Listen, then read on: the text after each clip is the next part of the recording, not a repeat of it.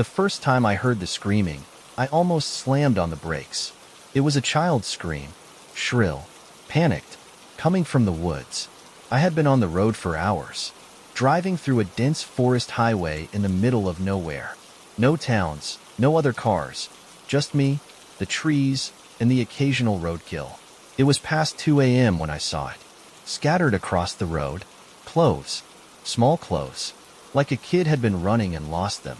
A single red sneaker, a tiny blue hoodie, a pair of jeans ripped at the knees.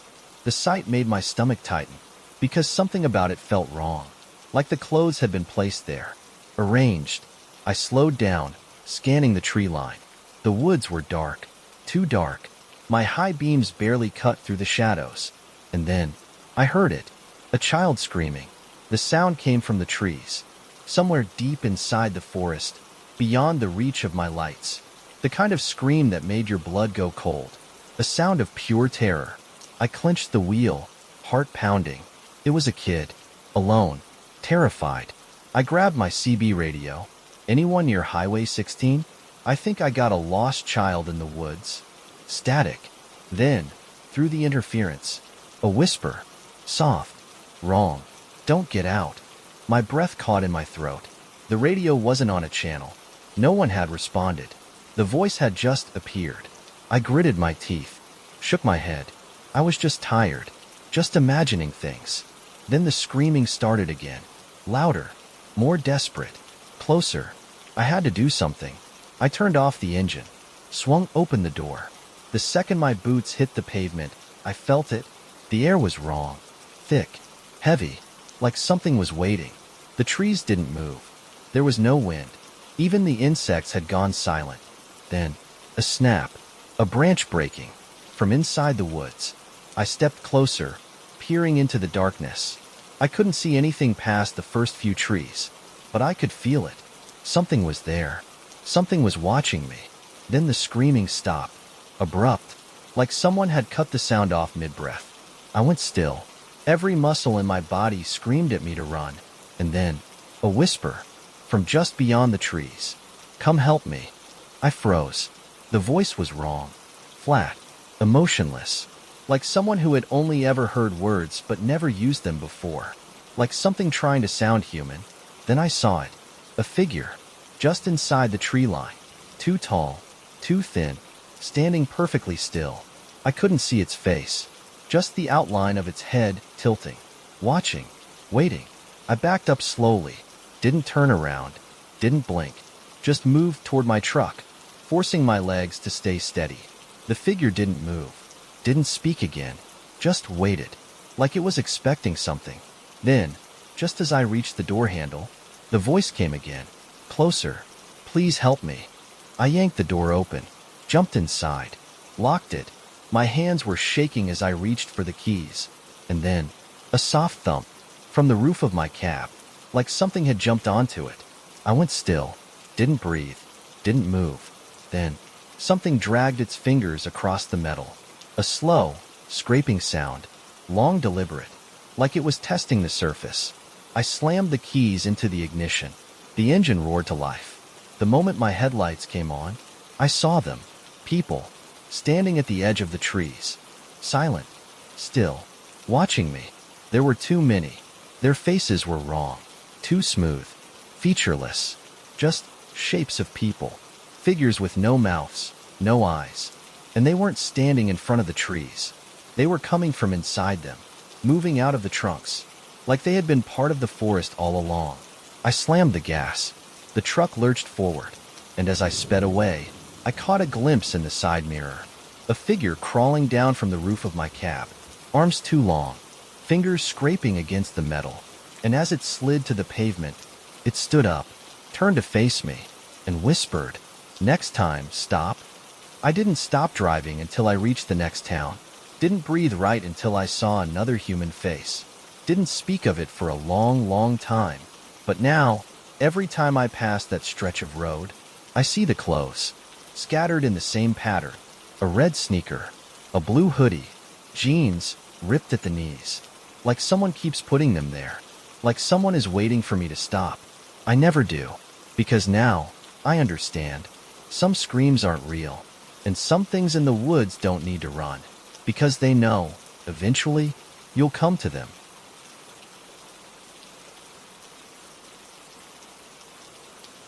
I was delivering a package to a house in the middle of nowhere. That should have been my first red flag. I work as a long-haul delivery driver, mostly dropping off oversized packages that regular couriers won't take. I've seen some weird places in my time, but this place was wrong. It was a small, one-story house buried deep in the woods at the end of a long, unpaved road. The trees pressed in on both sides, thick and dark, blocking out the moonlight. There were no other houses nearby, no street lights, not even a mailbox. Just this single, lonely house sitting in the middle of nowhere, and someone inside was waiting for me. I pulled up and cut the engine. The moment I stepped out of the truck, I noticed the smell. Rot. It clung to the air, thick and sour, like something had been sitting out in the sun for too long. I told myself it was probably just an animal, something dead nearby, but the smell was coming from the house. I grabbed the package from the back and made my way to the front door. Before I could knock, the door swung open, and there she was, an old woman, thin, almost too thin. Her skin was pale, stretched tightly over sharp cheekbones. Her eyes were too wide, her pupils small and dark, like she had been awake for days. She stared at me for a long moment. Then, she smiled. It was the kind of smile that wasn't friendly, the kind that made the hairs on my arms stand up. "You're a strong one," she said. Her voice was dry, like she hadn't spoken in years. I forced a polite chuckle. Yeah, heavy lifting is part of the job." She didn't blink, just kept smiling. Then she opened the door wider. "Come inside. I need help with something." I hesitated.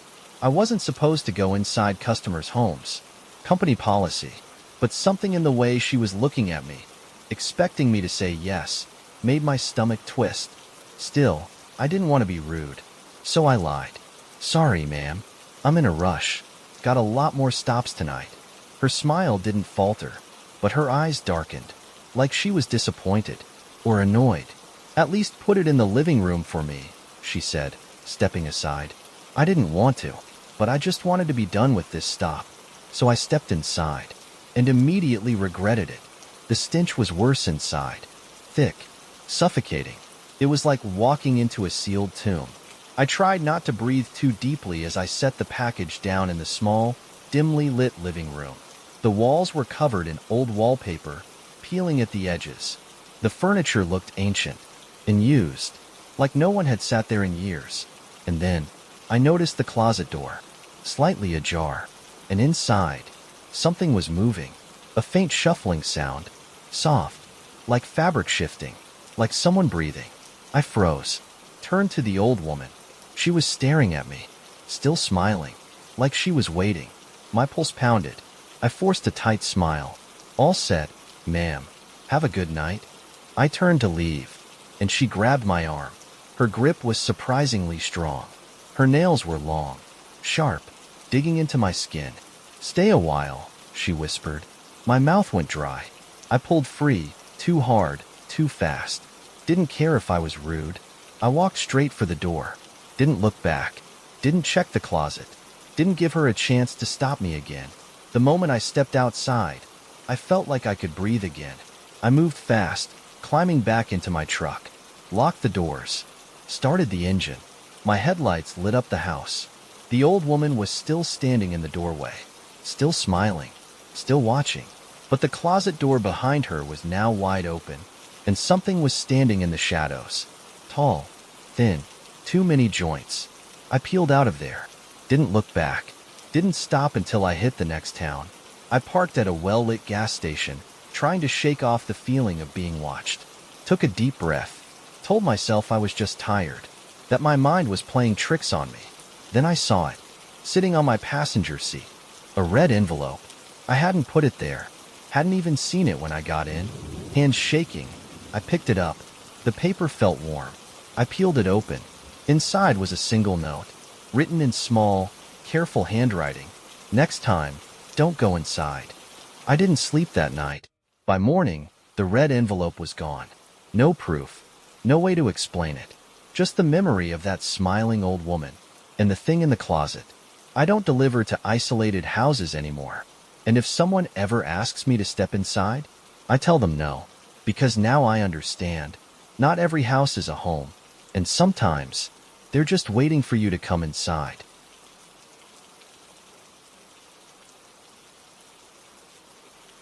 I knew something was wrong the moment I pulled into the gas station.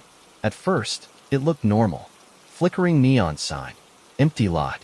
Just another lonely stop along a deserted stretch of highway.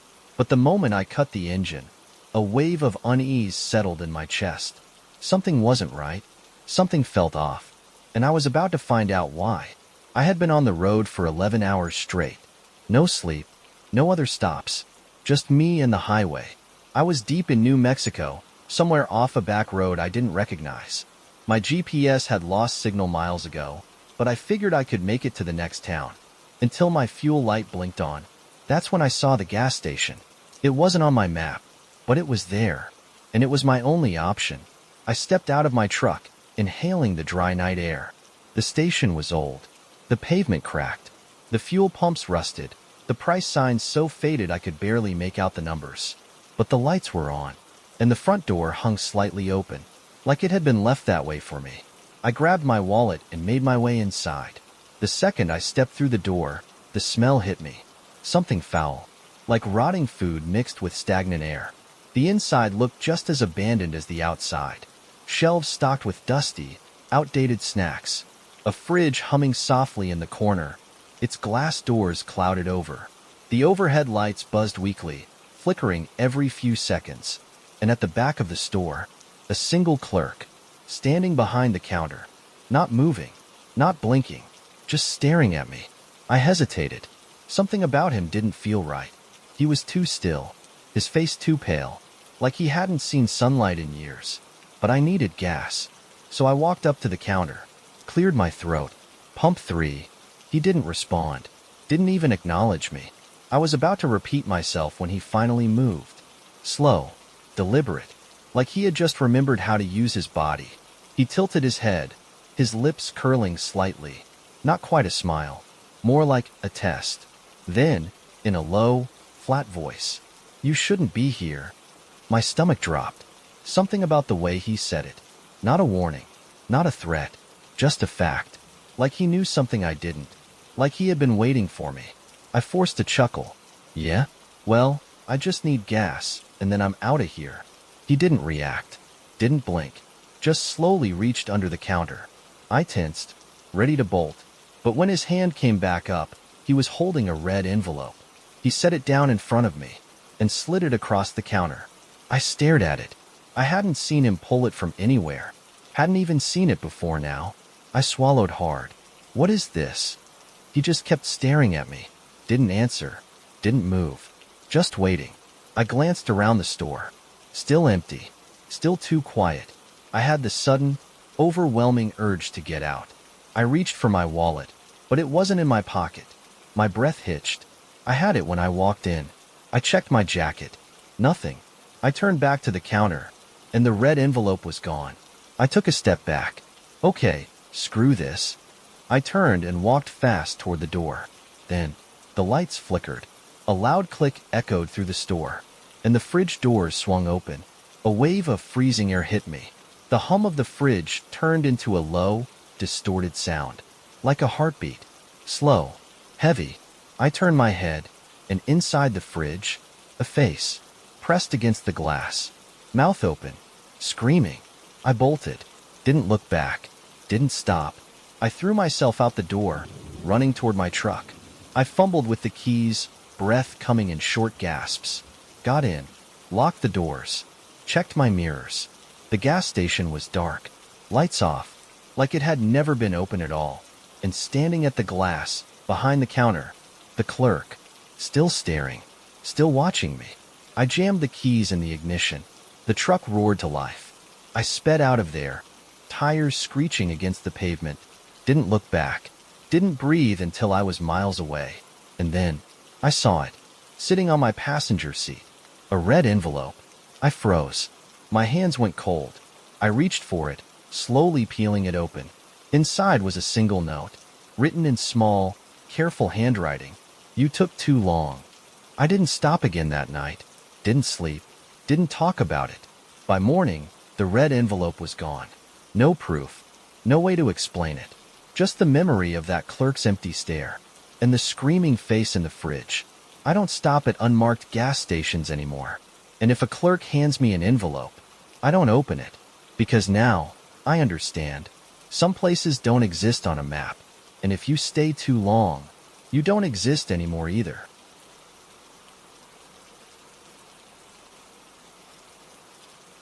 I almost didn't stop, but there was a car in the middle of the road, and I had no choice.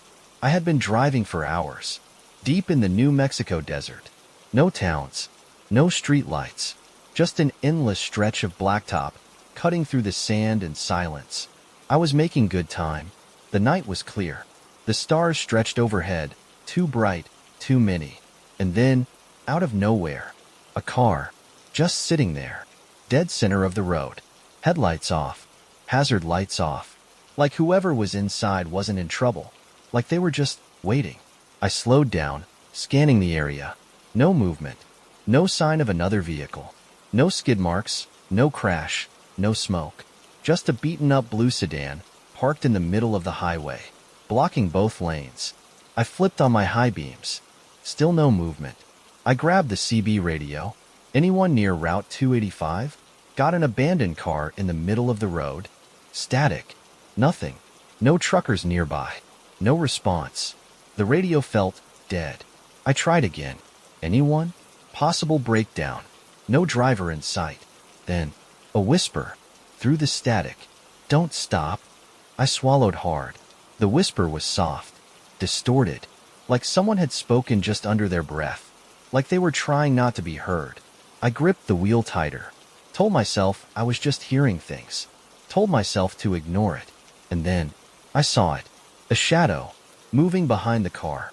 It was quick. A flicker of motion. A shape too tall, too thin. Gone the moment I blinked. I leaned forward, scanning the darkness. Nothing. No wind. No sound. Just the desert. Still. Silent. And then, the car door swung open. I didn't breathe. Didn't move. The driver's side door was hanging open now, but no one had stepped out. No one had moved. The car was still empty, or at least, it looked empty. A sharp chill crawled up my spine. Something was wrong. I reached for the CB again, my fingers shaking. Anyone out there? I got movement near a stopped vehicle. Then, a gunshot. The crack of it split the night. Loud. Too close. I ducked instinctively, heart hammering. The sound had come from the desert, not the car. Someone was out there, watching me, hiding. I slammed the truck into reverse. Didn't care if I hit the damn car. Didn't care if I had to back up for miles. I just needed to get out. Then, another shot. Closer. I threw the truck into drive, swerving wildly around the sedan. And as I passed, a man stepped into my headlights. Tall, ragged clothes, wild, matted red hair. And in his hands, a hunting rifle. I barely had time to register his twisted grin before I flew past him, tires skidding against the asphalt. He didn't chase me, didn't try to move, just stood there, smiling, like this was all a game. I sped down the highway, pulse pounding, checked my mirrors. The road behind me was empty, but I wasn't safe yet, because just as I started to calm down, headlights appeared. In my rear view, the sedan was following me. I cursed under my breath, pressing the gas. The car matched my speed. Faster. Closer. Too close. The road stretched ahead, but there was nowhere to turn off. Just endless desert. And then, the sedan rammed me. My truck lurched forward. The impact shook the entire rig. I grabbed the wheel, fighting to keep control. The bastard was trying to run me off the road. Again. Harder. I saw the headlights flash in my mirrors. Saw the grinning man behind the wheel. His teeth white in the dark. Like this was the best night of his life. Up ahead. Lights. A checkpoint. State police. I floored it. The sedan backed off instantly. Vanished into the desert. By the time I reached the checkpoint, I could barely breathe. I pulled over, stumbling out of my truck. A trooper approached. "You okay, driver?" I nodded, trying to calm myself. Some guy. He was chasing me. In a blue sedan. Red hair. He had a rifle. The cop's face darkened. His partner turned toward the road, scanning the darkness.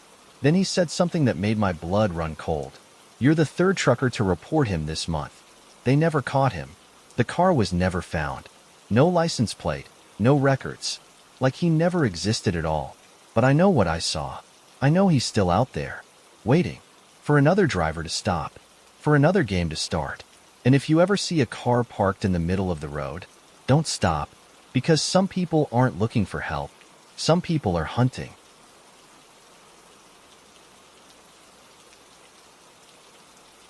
I almost didn't stop, but I needed gas. And I almost didn't check, but something felt wrong. It was past 3 a.m., and I had been driving through the backroads of Montana for hours. No traffic, no lights, just endless dark highway, cutting through thick patches of pine trees on both sides. I wasn't even sure where I was anymore. My GPS lost signal hours ago. Then, out of nowhere, I spotted it. A gas station, right off the road. No signs, no billboards, no town nearby. Just a single gas station, sitting in the middle of nowhere. Like it had been waiting for me. The lot was empty. No cars. No other trucks. Just a flickering 24-hour fuel sign buzzing weakly in the dark. The building itself looked old, run down, like it hadn't been updated in decades. But the lights were on, and I needed fuel. So I pulled in. As I climbed out of the cab, I noticed something weird. One of the gas pumps was already running. The nozzle rested on the ground, fuel dripping slowly onto the pavement, like someone had started pumping gas, and then just vanished. I scanned the lot. Still no cars, no movement, just the hum of the overhead lights buzzing too loud in the silence. I had the sudden, uneasy feeling that I wasn't alone, that someone was watching me. I grabbed the pump and started refueling as fast as I could. Kept my eyes on the store entrance. The glass doors were dark, but I could see a figure behind the counter. A clerk, standing perfectly still, not moving, not ringing anything up, just staring. I felt a shiver run down my spine. I told myself I was being paranoid, that he was just tired, that he was just bored. But he didn't look bored, didn't look tired, didn't even look real. And then, he raised his hand, slowly, deliberately, and pointed at me. I nearly dropped the pump. Something about that gesture felt wrong. Not a wave, not a greeting, just a silent, deliberate point. Like he was marking me, like I had just made a mistake. The pump clicked. Full tank. I put it back and turned toward the store. Because now, despite every instinct screaming at me to leave, I needed to know. Needed to see if the clerk was really there, or if he was something else. I stepped inside. The air was stale, like the place hadn't been aired out in years. The overhead lights flickered weakly. The shelves were stocked, but everything looked old. Expired candy bars, dusty soda bottles, cans with labels I didn't recognize. And behind the counter, the clerk, still standing, still watching. Up close, he looked wrong. His uniform was old-fashioned, like something from the 80s. His skin was too pale, his eyes too wide, and he wasn't blinking, just staring at me, waiting. I swallowed hard. Pump 3.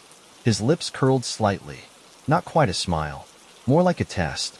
Then, in a low, flat voice, "You're the first one tonight." A chill ran down my spine. I forced a chuckle. "Yeah? Slow night?" He didn't answer, didn't break eye contact, just slid something across the counter. A red envelope. I stared at it. I hadn't seen him pull it from anywhere, hadn't even noticed it until now. My hands felt cold. I swallowed. "What is this?" His smile widened. "Payment." I took a step back. "For what?" His expression didn't change, just lifted his hand again and pointed at the back of the store. I turned my head, and my blood ran cold, because at the very back of the store, the cooler doors were open, and inside, something was watching me. A face, pressed against the glass, mouth open, eyes black, and then, it smiled. I bolted, didn't grab the envelope, didn't ask questions. I just ran. The moment I burst through the doors, the air felt different. The parking lot was darker, like the lights had dimmed, like the gas station was shrinking. I jumped into my truck, locking the doors. Checked my mirrors. The store was dark. No lights. No clerk. Like it had never been open at all. And sitting on my passenger seat, the red envelope. My hands shook as I picked it up. The paper was warm. I peeled it open. Inside was a single note, written in small, careful handwriting. You took too long. I didn't stop again that night. Didn't sleep. Didn't talk about it. By morning, the red envelope was gone. No proof. No way to explain it. Just the memory of that clerk's empty stare. And the smiling thing in the cooler. I don't stop at unmarked gas stations anymore. And if a clerk hands me an envelope, I don't open it. Because now, I understand. Some places don't exist on a map. And if you stay too long, you don't exist anymore either.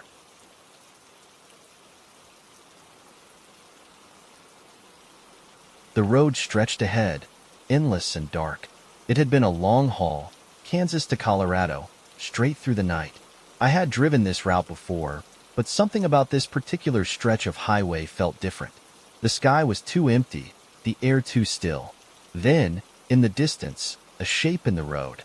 At first, I thought it was a deer. Then my headlights caught it fully. It was a man, standing perfectly still, facing me, waiting. I hit the horn. Long, loud. No reaction.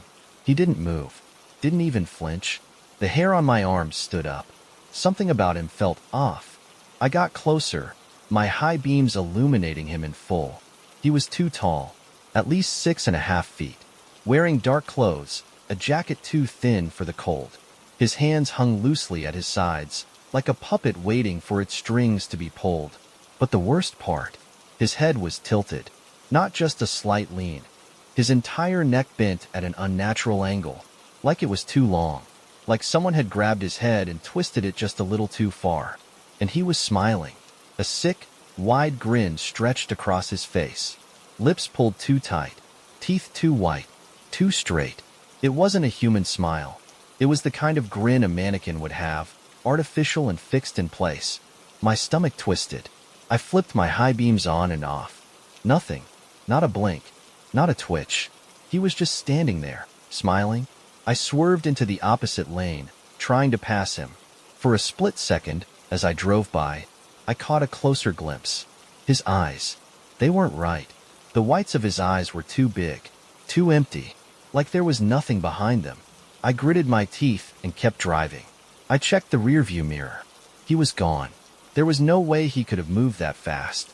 I shuddered, forcing my eyes back to the road. But that feeling didn't leave me. That horrible, gnawing certainty that I was being watched. I kept my speed steady. Miles passed. No other cars. No towns. Just the dark, empty highway. Then, movement. My headlights swept across something on the side of the road. Someone. Him. He was standing at the edge of the highway. Closer this time. Facing the road.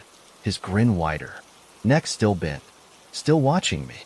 My heart pounded. No way. It wasn't possible. I was going 70 miles per hour. There was no way he could have gotten ahead of me. Unless he was never behind me at all. Unless he had always been ahead, waiting. I gripped the wheel, knuckles white. I told myself I was imagining things. That exhaustion was messing with my head. But the next time I checked my mirrors, he was in the road again, standing in my high beams, still smiling. I pressed the gas. Didn't care about the speed limit anymore. I just needed to get away. I turned the CB radio on, hoping to hear another trucker nearby. The speaker hissed. Static. Then, a voice. You're not supposed to see him. I grabbed the mic, my pulse hammering. Who is this? Static. Then, don't stop. Whatever you do, don't stop. A cold chill ran down my back. I slammed the radio off. I was done playing games. I just needed to make it to the next town. Lights appeared in the distance. A rest stop. I pulled in fast, my tires screeching on the pavement. The lot was empty. No cars. No trucks. Just a single dimly lit gas station. I turned off the engine. Sat there, breathing, hands shaking. I reached for my thermos, needing something to ground me. And then I saw it, sitting on the passenger seat. A red envelope. I hadn't noticed it before. I hadn't put it there. I reached for it with trembling fingers. The paper was warm. I peeled it open, breath shallow. Inside was a single note, written in small, careful handwriting. Don't look in the mirror. I froze. My blood turned to ice. Slowly, I turned my head toward the rearview mirror. And there, sitting in my sleeper cabin, was him, smiling, waiting. I don't remember leaving. I don't remember driving. But when I came to, I was parked outside a different truck stop, the sun just beginning to rise. The red envelope was gone. The mirrors were clean, like it had never happened at all. I don't drive that highway anymore, and I never look in my mirrors at night, because I know what I'll see. A man standing in the road, neck bent, grinning, waiting.